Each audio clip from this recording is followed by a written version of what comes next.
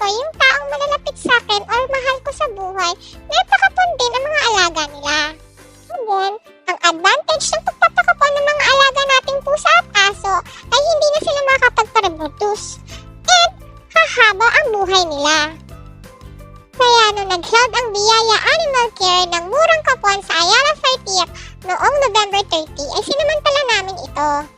Ang pinaschedule natin sa pagpapakapon ay si Willow at si Tuxedo. Naka-prepaid na kami kaya pipila na lang at magre-register. For registration, nilagyan na sila ng tagging at kinuha na sila para ipila para maikapon na sila. While waiting, bumaba kami para mag-ikot-ikot sa mall. At nag-held din pala si Biyaya ng adoption drive.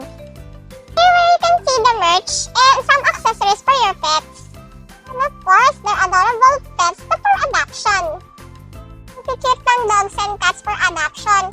Hopefully, makahanap na sila ng forever home. Na yung mga ganitong video will encourage you to adopt. It is better to adopt than to shop. Anyway, si Wookie and Tommy, kiddos, ay nasa event din para mamigay ng mga free sample.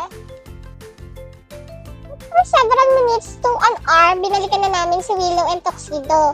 They are both awake na, pero syempre bangingi pa rin kaya inayos muna namin sila. Mabilis lang ang naging paghihintay namin sa pagpapakapon today, unlike yung sa San Mateo. Ito hindi kami inabot ng 3 hours, kaya nakauwi rin kami kagad. By the way, nakareceive ako ng call before ikapon si Tuxedo. Kasi may inguinal case siya, or yung itlog, yung isang itlog niya nasa loob, kaya kailangan ng another surgery para maalis yung isang itlog niya. Biyaya Animal Care code para i-ask ang permission kung itutuloy yung pagtanggal ng isang itlog pa. Of course, I say yes.